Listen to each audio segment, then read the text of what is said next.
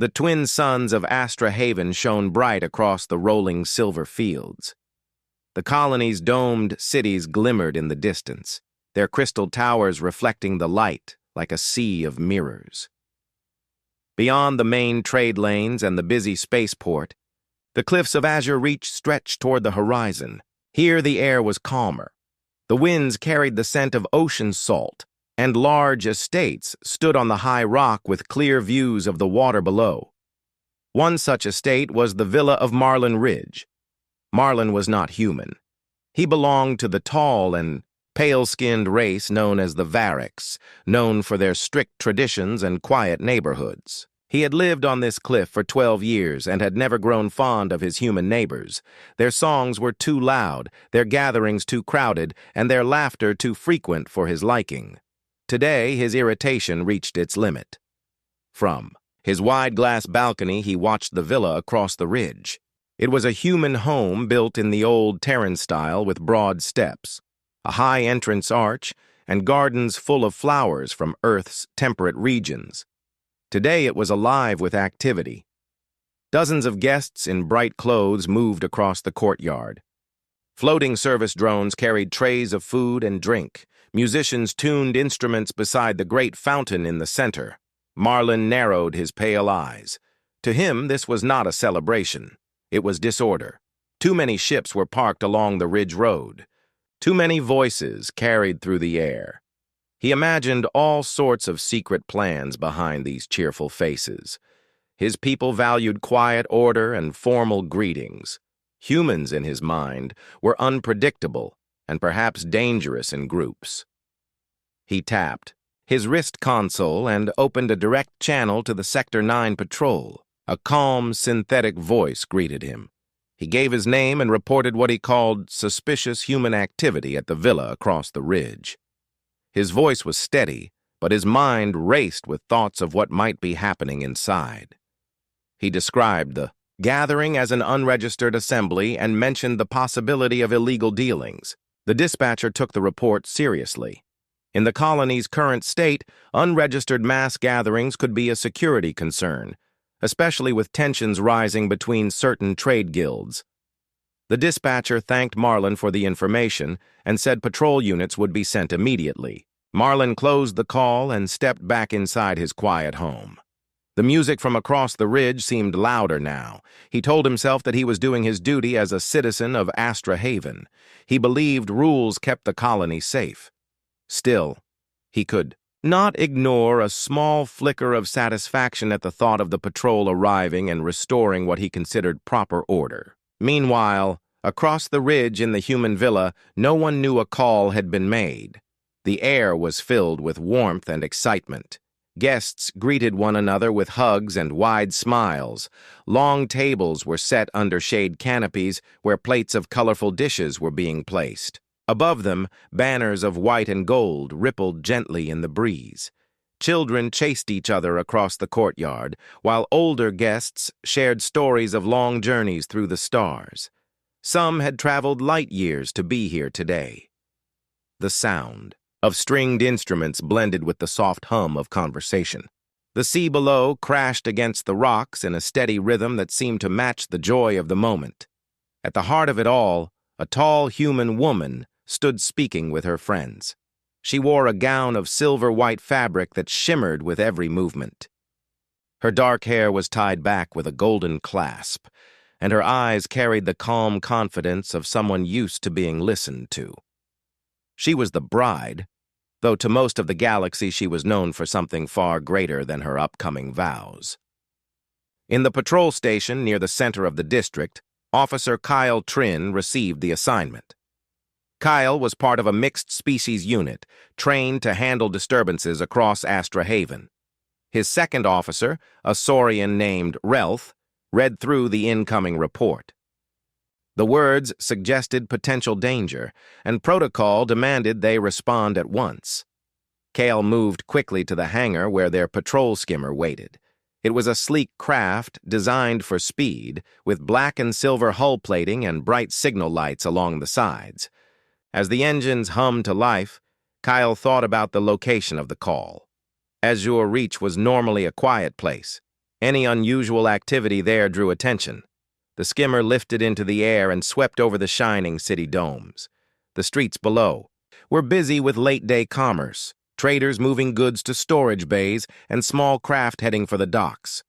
As they neared the cliffside estates, the landscape shifted from urban to natural beauty.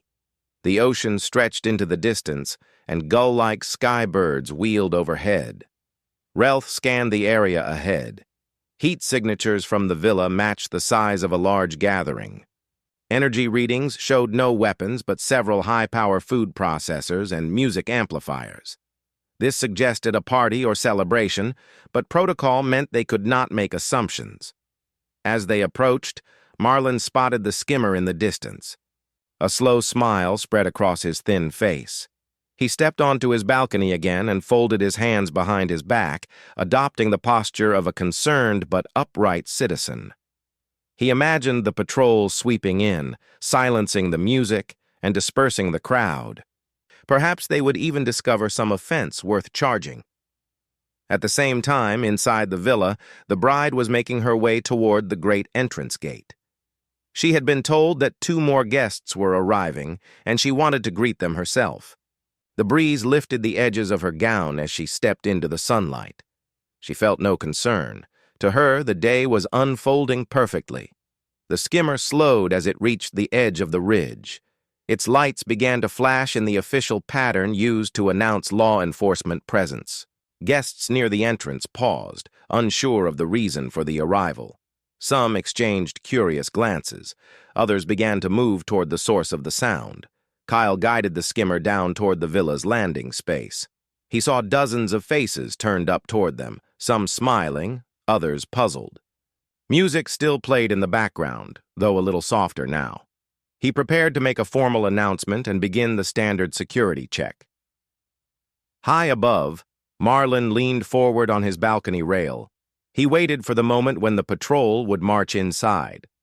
He waited for the change in the humans' faces when they realized their celebration had been interrupted. What none of them knew was that this call, meant to break up a gathering, was about to set the stage for a moment that would echo across Astra Haven for years to come. The patrol skimmer touched down on the villa's landing pad with a soft hiss of air. Its engines powered down while the flashing lights continued to signal official business. The guests watched in silence, some shielding their eyes from the bright sunlight reflecting off the polished hull. The music from the courtyard faded as the musicians set their instruments aside. Officer Kyle Trin stepped out first. His black patrol uniform was pressed and clean, the silver emblem of Sector 9 Patrol shining on his chest. Behind him followed Relth, the tall reptilian saurian, whose green scales caught the light. Both officers scanned the scene carefully. The smell of fresh flowers mixed with the scent of roasted food drifting in from the tables. Kale's eyes swept across the guests. Many were human, but there were also a few from allied species dressed in colorful garments. The courtyard was full of decorations in white and gold, with tall columns wrapped in ribbons. Kyle's first thought was that this was no secret meeting. It looked like a formal celebration. Still, he had to follow procedure. Relth stepped forward with his scanner, checking for dangerous energy signatures. The device showed only harmless readings.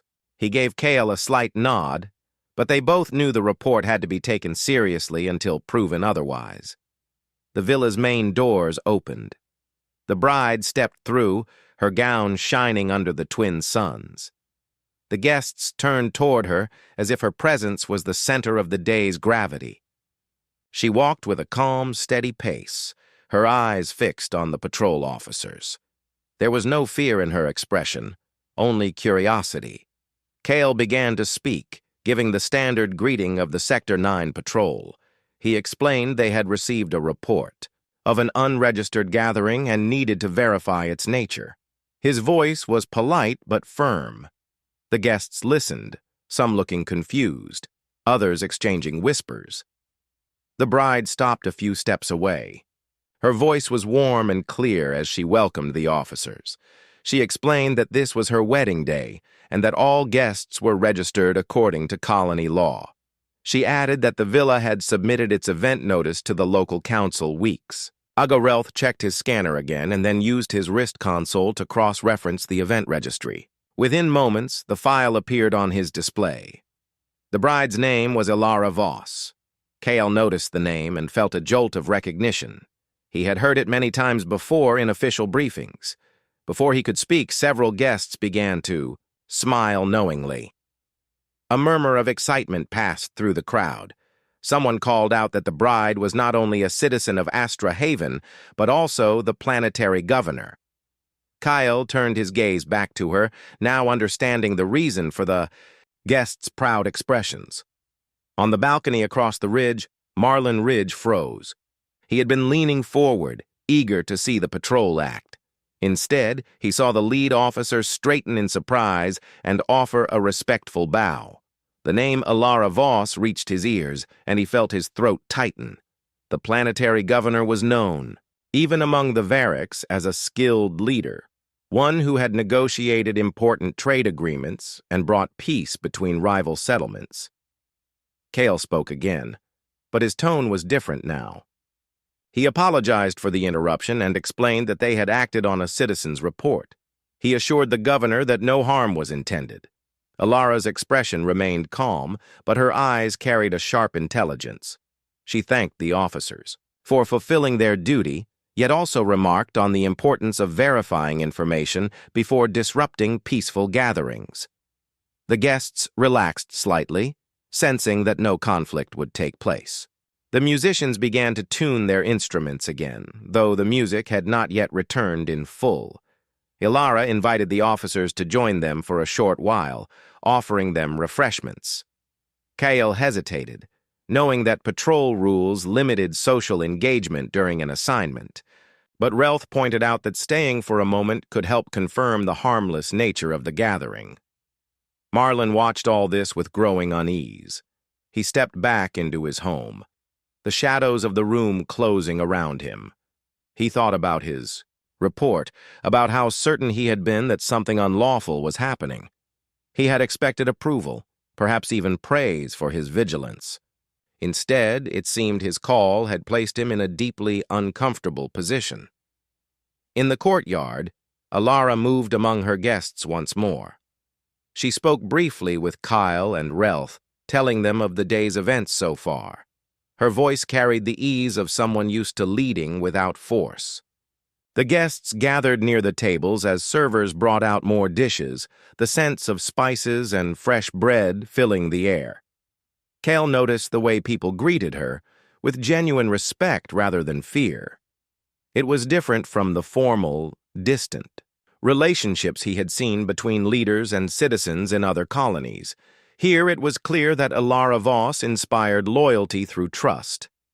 Relth quietly sent a report back to the station, marking the call as unfounded but resolved. The dispatcher acknowledged the update and reminded them to file a detailed account upon return. The skimmer would remain nearby for a short time in case any further issues arose, but there was no sign of trouble. The bride turned toward the ocean for a moment, watching the waves break against the cliffs. Her gown moved gently in the wind, the golden clasp in her hair catching the sunlight. She seemed lost in thought, though her slight smile suggested contentment. Marlon returned to his balcony, though he stayed in the shadows this time. From here he could see the gathering in full view. The music had started again, slow at first, then building into a lively rhythm. Guests danced in pairs, some human, some from distant worlds, moving together without concern for species or origin. It was a scene of unity he did not fully understand. He considered leaving his home for a walk along the ridge, but he knew he would have to pass close to the villa. The thought of facing the governor now was not appealing. Still, a small part of him wondered how she would react if she learned he was the one who had made the call. As the sun began to sink toward the horizon, painting the sky in orange and violet, the wedding continued without further interruption. Patrol officers Kyle and Relth stood at the edge of the courtyard, watching with quiet interest. They had not expected to be part of such a day, yet here they were, witnesses to a moment that was more than just a ceremony. Neither the officers nor Marlon could guess how the events of this afternoon would echo in the days ahead. The call had been answered, the truth revealed, but the ripples from this meeting had only just begun to spread across Astra Haven. The twin suns dipped lower, sending long beams of gold across the cliffside. The wedding music grew lively again, and guests moved with the rhythm, but there was still a trace of curiosity in the air. Even though the patrol officers had relaxed, their stance, their presence was unusual for such a joyous event. Kale stood near the villa's main gate, his hands resting loosely on his belt. Relth remained by the skimmer, scanning the ridge road for incoming traffic. They were not expecting trouble, but both officers had learned that unexpected events often came when least expected. Marlon Ridge stayed in the shadows of his balcony, eyes fixed on the courtyard below. Every sound from the gathering seemed sharper, to his ears now. He tried to convince himself that he had been right to call the patrol, that his actions were simply a duty to order. Yet the sight of the governor speaking kindly with the officers unsettled him. The scene below did not match the dangerous picture he had imagined earlier in the day. Inside the villa, servers carried tall pitchers of fruit drinks to the tables. The scent of spiced bread filled the air. Children laughed as they chased small floating balloons that bobbed above their heads. At the far end of the courtyard, a group of guests gathered around a holo display projecting scenes from Earth's old oceans. Whales breached the waves in slow motion, and seabirds wheeled across digital skies. Alara Voss, the bride, made her way through the crowd with ease. She greeted each guest by name, shared a few words, and moved on. When she reached the musicians, she listened for a moment and then clapped her hands, inviting them to begin the next song. The melody rose, and a cheer followed. Kyle observed her movements carefully. He noticed how she kept the focus on others rather than herself, even though this was her wedding day. It was a skill he had seen in leaders who truly understood their people. Relth approached Kale and reported that the area remained secure, though a few more guest ships had landed nearby. Suddenly, the sound of another skimmer approached from the south. It was not a patrol craft. Its hull was painted in the blue and silver colors of the Colonial Media Network. Kale sighed quietly, knowing that once news crews arrived, the quiet formality of their duties would vanish. The media skimmer descended near the ridge road and deployed 2 recording drones. They hovered in the air, lenses focusing on the villa and the guests. A reporter in a dark blue coat stepped out, already speaking into a small comm device. She was accompanied by a crew member carrying a wide-lens camera. Kale moved forward to intercept them before they could enter uninvited. The reporter explained that they had received word of a patrol visit to the governor's wedding and wanted confirmation. Kyle responded with the simplest possible statement, saying the patrol had found no cause for concern and that the event was proceeding peacefully. The reporter's eyes lit with interest.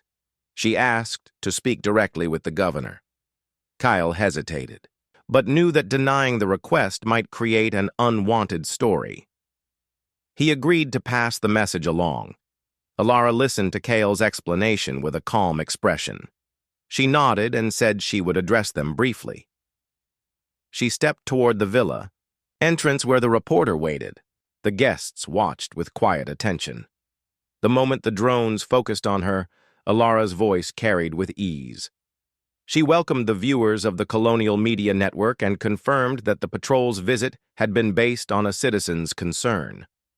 She thanked the officers for their quick response and assured everyone that the gathering was fully registered and lawful.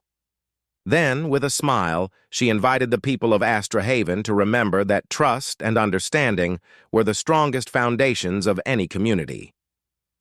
The reporter tried to ask more questions, but Alara politely excused herself, saying the celebration must continue. The drones pulled back, and the crew returned to their skimmer. Marlin heard her words clearly from his balcony. They felt heavier than the simple sentences suggested. She had not accused or scolded anyone, yet the message about trust seemed to land directly in his mind. He stepped back from the railing, feeling a strange mix of relief and discomfort. In the courtyard, Kyle and Relth prepared to depart. Their duties were complete, and they did not wish to distract from the event. Ilara thanked them once more, offering a small package of sweetbread for their journey. Kyle accepted with a respectful bow. The patrol skimmer lifted into the air, its engines leaving a soft hum in the evening air. The guests clapped as the music swelled again. Lanterns were being lit along the edges of the courtyard, their warm glow mixing with the fading sunlight. The first stars began to appear in the sky above the ocean. Yet even as the celebration returned to full strength, some guests whispered about the earlier interruption. They wondered who had made the call. Ilara heard these whispers, but chose not to address them. She preferred to let the day move forward without shadow. On the ridge, Marlin sat alone in his quiet home. The sounds of music reached him through the walls. He poured himself a glass of water and stared at the table without drinking. He thought about how quickly events had changed once the patrol arrived. He imagined what might have happened if the governor had reacted with anger instead of calm. The outcome could have been far more uncomfortable for him. He looked toward the villa again. From this distance, the golden lanterns looked like small floating stars. The figures moving beneath them seemed relaxed and united. He found himself wondering about human customs, about why they placed so much value on sharing food, music, and laughter in moments like this. The night air grew cooler, and the steady sound of the ocean below filled the silence of his home. Marlin had lived beside humans for years but had never joined in their gatherings. Now, watching from afar, he felt an unfamiliar curiosity rising in him. It was not yet enough to bring him to the courtyard, but it was enough to keep him at the window a little longer. Down below, Ilara joined her partner at the center of the courtyard. Together they moved with the music, surrounded by friends from many worlds. Her smile was genuine, but her mind still held a small spark of thought about the day's events.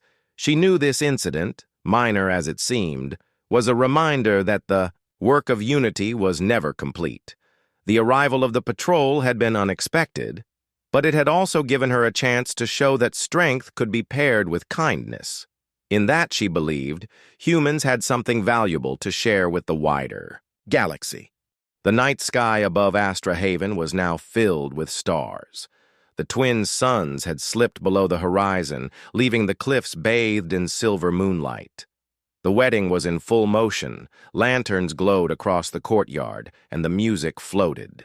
Over the ridge, toward the sea, guests danced, laughed, and enjoyed plates of steaming food brought out by the villa's tireless service drones. On the far side of the ridge, Marlin Ridge still sat at his window. The cool breeze from the ocean slipped into the room, carrying faint traces of spice and flowers from the human gathering. He had been watching for hours without moving. His earlier confidence had turned into a deep, restless unease. The name, Ilara Voss, repeated in his mind. He knew it well. In fact, every Varric citizen knew it.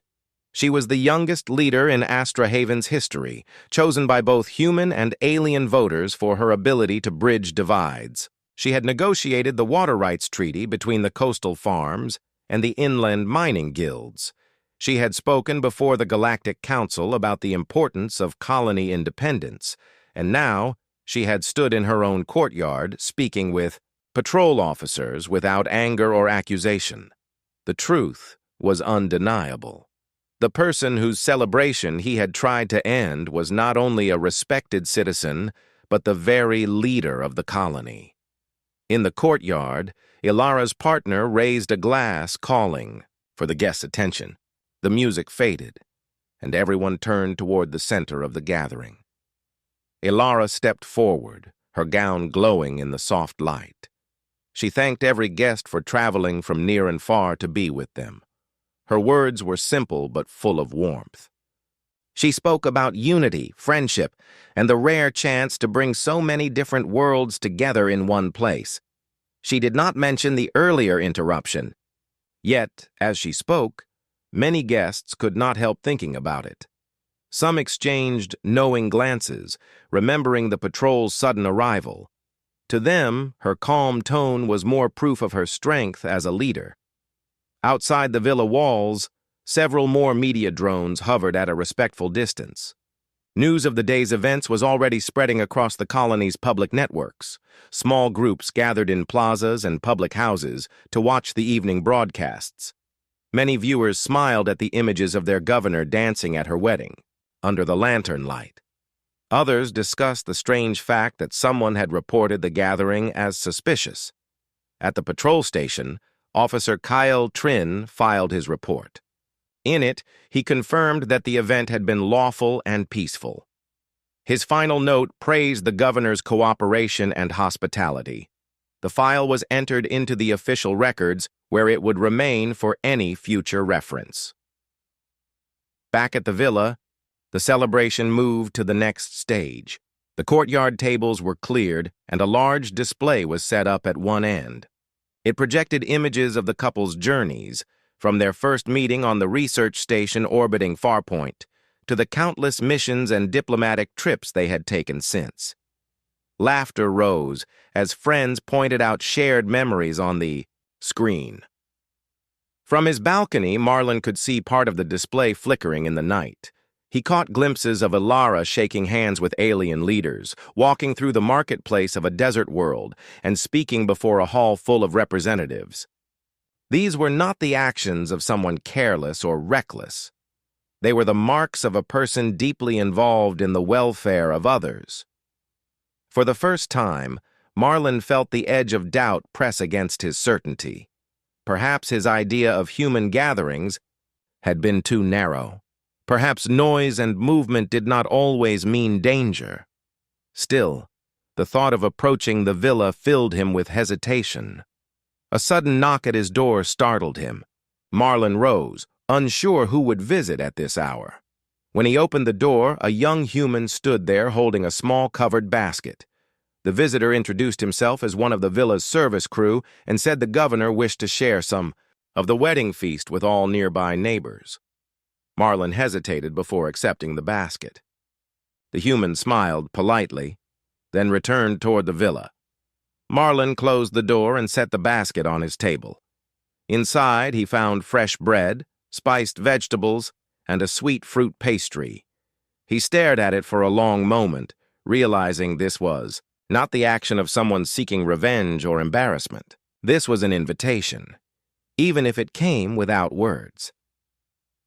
At the same time, inside the villa, Ilara was speaking quietly with her closest advisors who had attended the wedding. They were concerned that the false report might have been an attempt to disrupt her work. Ilara dismissed the idea for now, saying it was more likely the result of misunderstanding than deliberate harm. Her advisors nodded, trusting her judgment. The evening stretched on. More songs were played, and the courtyard filled with dancing. Guests from distant worlds shared stories about their first impressions of humans. Many spoke of how humans adapted quickly to strange environments, learned languages with surprising speed, and formed friendships across species lines. Several alien guests admitted they had once underestimated humans, only to be proven wrong by their persistence and creativity. This was the part of the night that Ilara enjoyed most. She listened to these stories, not as a leader, but as a member of a shared journey. She saw in them the truth she had always believed, that humans brought something unique to the galaxy, not through force, but through connection. Back at his table, Marlon ate a small piece of bread from the basket. The flavor was warm and rich. As he chewed, he thought about the music still drifting through the night air. He thought about the calm way Ilara had handled the patrol's arrival. and he thought about the fact that, despite his attempt to halt the celebration, she had sent him a gift. He did not yet know what he would do with this new understanding. But for the first time in many years, he wondered if there was value in walking across the ridge and speaking directly to a human neighbor. Down in the courtyard, the final song of the night began. Guests joined hands in a wide circle, humans and aliens alike, moving together in a slow, steady rhythm. Lanterns swayed above them, casting patterns of gold and silver across the stones. The sea below roared softly in the background. Ilara stood in the center with her partner, watching the circle turn. She felt a deep sense of peace, knowing that this moment, brief as it was, reflected the future she hoped for, one where difference was not a barrier and suspicion could give way to trust. The morning after the wedding came with soft golden light spilling over the cliffs of Azure Reach. The sea below shimmered in the warmth of the suns. The villa was quiet now. The lanterns had been taken down, the tables cleared, and the courtyard swept clean. A few service drones moved slowly, gathering the last traces of celebration. Marlin Ridge stood at his window again, but the night's music had been replaced by the cries of seabirds. The basket from the governor still sat on his table, half empty. He had eaten more of it than he had planned. Each bite had carried the memory of the calm way she had faced the patrol and the kindness of her gesture afterward. He thought the matter would fade into the past. But by midday, whispers began to spread across the ridge. Several guests who had left the wedding early were talking in the markets. They said the patrol's visit had been caused by a neighbor's report. They spoke about how strange it was for anyone to see such a gathering and think it dangerous. At first, no one mentioned his name. Marlin went about his day with his usual routine, checking the small garden on his balcony and updating the water filters in his kitchen. But when he walked into the small plaza near the cliff path, he noticed two human merchants pause their conversation and glance at him. They did not speak, but their look was enough to send a ripple of unease through him. By late afternoon, the story had reached the public networks. A local news feed aired a segment about the wedding, showing images of the governor speaking warmly with the patrol. The reporter repeated that the call had come from a nearby resident, though they had not yet confirmed the identity. Marlin froze in his chair as the images played on his wall display. The calm smile of Ilara Voss filled the screen. The reporter described her as a leader who met suspicion with grace, turning what could have been an awkward moment into a message of unity. When the segment ended, Marlin switched off the display and sat in silence. The quiet did not last long. A chime at his door announced a visitor. He opened it to find Officer Kyle standing there, helmet tucked under one arm. Kyle's face was neutral but polite. He explained that the governor had asked him to speak with the caller from the previous day to make sure there were no misunderstandings. Marlin's first thought was to deny it.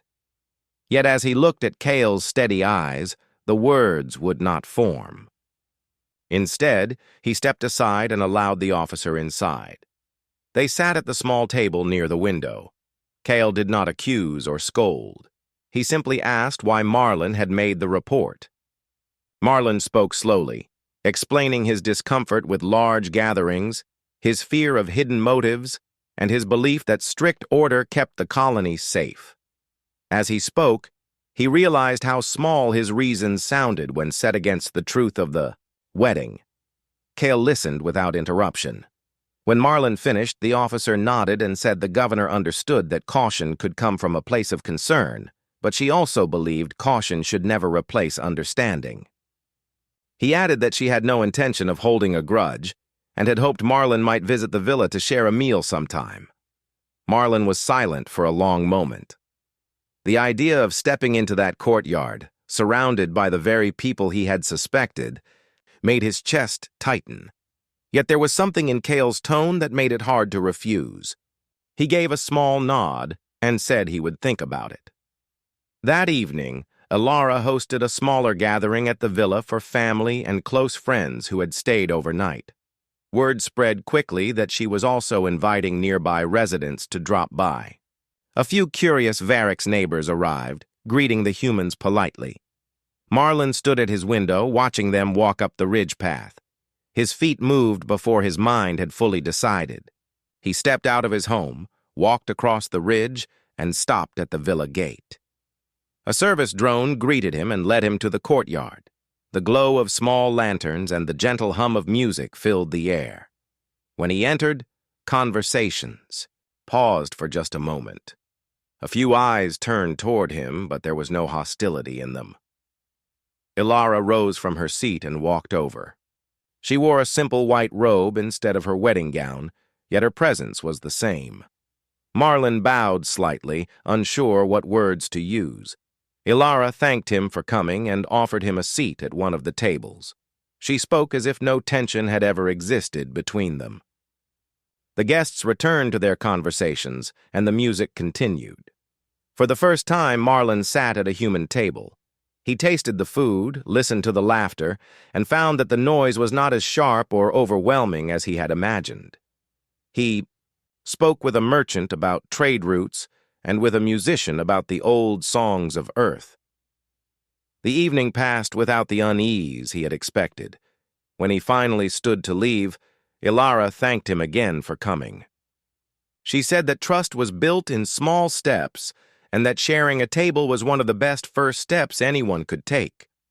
Marlin nodded, feeling a weight he had carried for years grow lighter. As he walked back to his home, the ridge felt different under his feet. The sound of the sea no longer seemed so far away. He glanced back once and saw the warm light of the villa shining against the dark cliff. It was a light that reached further than he had thought possible. The morning sky was clear and bright over Astra Haven. The twin suns reflected on the silver-tipped cliffs, and the air carried the scent of salt from the nearby ocean. Word of the wedding incident had spread across the colony, and today, the governor would address the entire community in the central plaza. Citizens of every species gathered, curious to hear her words and eager to see how the story would unfold. Ilara Voss stood at the edge of the raised platform, her robes flowing lightly in the breeze. She looked out at the crowd, a mix of humans, Varrics, and other alien residents. Her expression was calm but determined. She did not need to raise her voice to command attention. The weight of her presence and the respect she had earned over the years carried naturally to every ear. Marlin Ridge stood near the back of the plaza, uncertain. He had walked down the ridge path this morning, pushed by curiosity and a quiet sense of responsibility. Though he tried to avoid the eyes of the crowd, several neighbors recognized him and nodded politely. Some whispered softly to each other. Trying not to be too loud, Ilara began to speak. Her voice was steady and clear. She first spoke of the wedding, the joy of seeing friends and family come together, and the beauty of unity across species. She described the gathering not just as a personal celebration, but as a symbol of what humans could bring to the galaxy: connection, empathy, and the courage to embrace difference. Then she paused, scanning the crowd. Her eyes softened as they found Marlin. She acknowledged the report that had led to the patrol's visit. She did not single him out in anger. Instead, she used the moment to talk about human values. Ilara explained that humans, as a species, had survived and thrived because they listened, adapted, and learned from each other. They often faced uncertainty, fear, and conflict, but their strength lay in their ability to act with understanding rather than hostility. She spoke about mistakes and misunderstandings and how the real measure of character was how one responded to them. The crowd listened quietly. Many nodded as she spoke, realizing the truth in her words. Some Varrics leaders whispered to each other, noting the wisdom behind her calm response. Even distant alien merchants leaned closer to hear every word. Finally, Ilara turned fully toward Marlin and the other neighbors who had reported the gathering. She thanked them for their concern for safety, emphasizing that care and caution were important.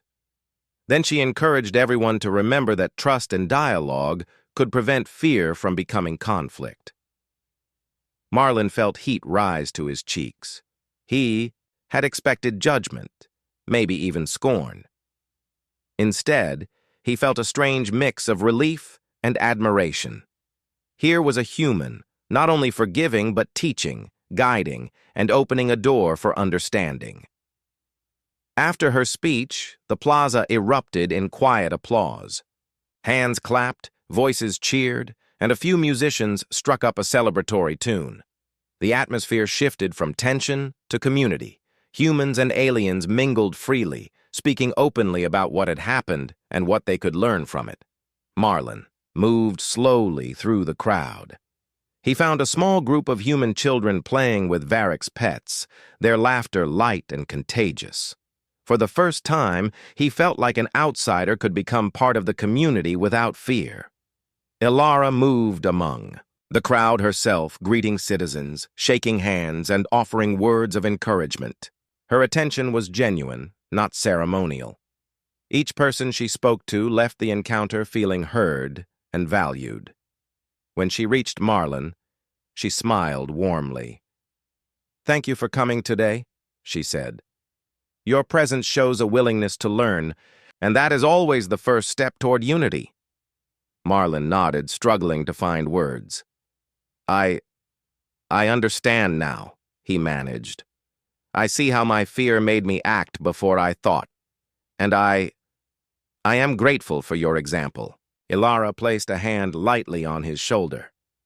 "We all grow from our mistakes. The important thing is to use them to build bridges rather than walls." The crowd around them began to mingle again, exchanging greetings and stories.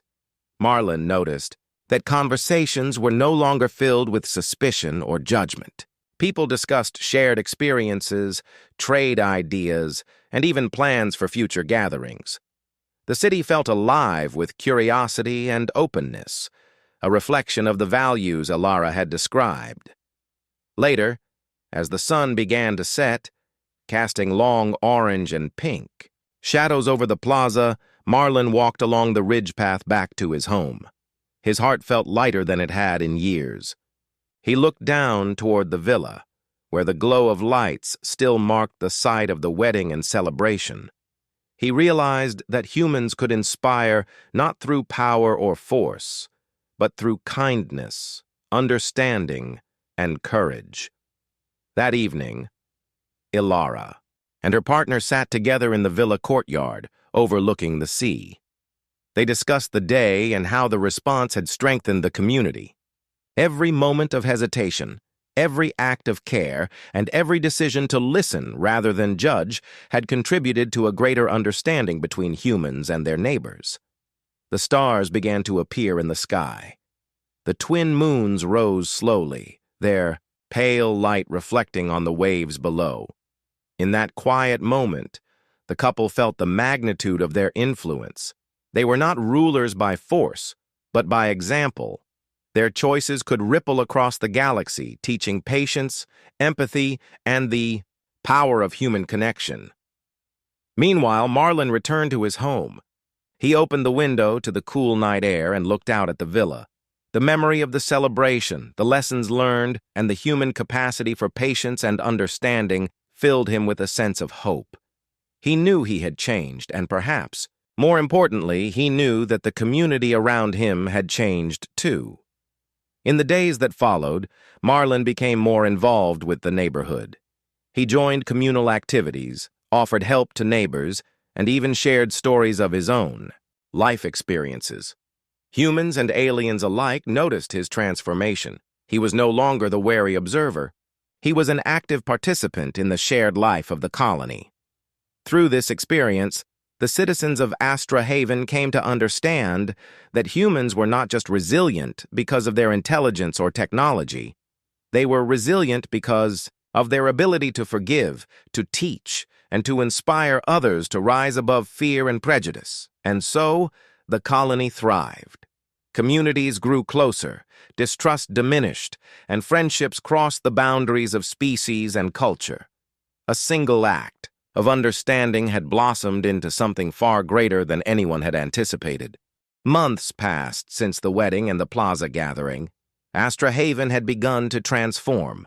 Communities that were once wary of one another now worked side by side. Trade routes were smoother, disputes were fewer, and celebrations of human and alien traditions blended naturally. The ripple of understanding had grown far beyond the villa or the ridge. Marlon Ridge had become a familiar face in the community. He no longer hesitated to join gatherings or speak with neighbors. Children ran past his home, waving and calling his name. Merchants smiled and shared news when he visited the plaza. Even the Varrick's elders, who had once frowned at human actions, nodded politely as he passed. His growth reflected the very human values Ilara had shown: humility, patience, and courage to change. Ilara and her partner continued to lead with quiet strength. Their actions were always measured, thoughtful, and inclusive. They encouraged collaboration, promoted dialogue, and celebrated each small success in the colony. Whenever a conflict arose, the humans addressed it not with power, but with reason and understanding. Slowly, the idea spread that humans could lead by example, not by force. One day, a message arrived from a distant star system. Another human colony requested advice on resolving tensions with the native species there. Ilara gathered a team of diplomats and volunteers, including Marlon, to share their experiences. They traveled to the neighboring planet aboard sleek human ships, shining with the same ingenuity and resourcefulness humans had carried to every corner of the galaxy. When they arrived, they were greeted with curiosity. The local species had heard stories of the human colony on Astra Haven and the unusual way it had united different communities. Some were skeptical, expecting humans to be forceful or arrogant. Others were eager to listen, hoping for guidance in bridging gaps within their own society. Ilara spoke first, recounting the story of the wedding, the call to the patrol, and the lessons learned from fear and misunderstanding. She described how humans approached conflicts not to dominate, but to understand, to communicate, and to inspire trust. Every word emphasized that strength lay in compassion and collaboration. Marlon shared his own story. He admitted his initial fear, the mistake he made in calling the patrol, and the way he had learned to act with openness. His honesty touched many in the audience. The alien leaders began to see that humans were not perfect, but that their willingness to grow and change made them exceptional.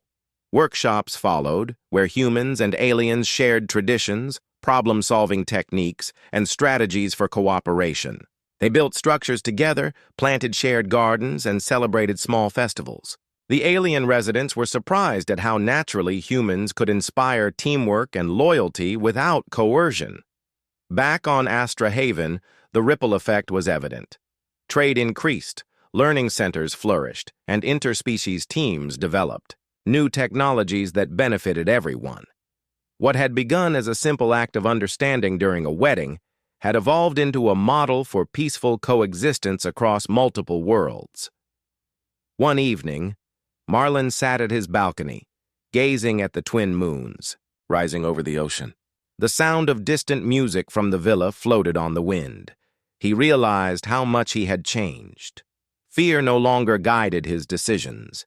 Curiosity, respect, and a desire to connect with others shaped every choice. He felt a deep sense of belonging, not just in his neighborhood, but in the galaxy itself. Ilara visited him that night. She smiled and said, "You have grown in ways that inspire everyone around you. The galaxy needs humans who understand that leadership comes from patience and empathy." Marlon nodded, feeling the truth in her words. "I never imagined that one small mistake could lead to something so much greater." Ilara replied, "That is human nature. They make mistakes, learn from them, and leave lasting changes wherever they go. That is why you are admired across the stars." The next day, a festival was held in Astra Haven to celebrate the anniversary of the wedding and the lessons learned since. Humans, Varrics, and other alien species joined together. Music, laughter, and the aroma of shared foods filled the air. Children ran freely, their games crossing species boundaries. Elders smiled, noting how cooperation had grown into friendship. Alara and her partner walked among the crowd, greeting everyone personally. Marlon followed, now confident in his place among the community. He watched as humans and aliens exchanged stories, traded goods, and danced together. The unity was tangible. The human capacity to teach, inspire, and bring understanding had created something lasting, something larger than any one person. As the sun set and the first stars appeared, Marlon looked toward the horizon. He thought of all the colonies yet untouched by human values, all the places where fear and misunderstanding might still rule. He felt hope, knowing that humans carried something special into the galaxy. They were resilient, not just because of their strength or intelligence, but because of their heart. In the quiet glow of the evening, Alara raised a glass to the sky, to understanding, to unity, and to the human spirit, she said. The crowd echoed her sentiment. Marlon lifted his own glass, thinking of the journey from fear to understanding. He knew this was only the beginning. Humans would continue to grow, to teach, and to inspire. Wherever they went, they carried the light of hope, the power of empathy, and the courage to face the unknown with respect and kindness. And as the night deepened, the lights of Astra Haven sparkled across the cliffs and the sea. The colony was no longer just a settlement. It had become a beacon of what humanity could offer: wisdom, compassion, and the strength to unite worlds. In that moment, Marlon realized the truth of what Alara had always known. Humanity's greatest power was not weapons, not technology, nor even numbers. It was their ability to understand, to forgive, and to inspire. And in a galaxy full of uncertainty, that power shone brighter than any star. The galaxy was listening, and humanity had shown it how to shine.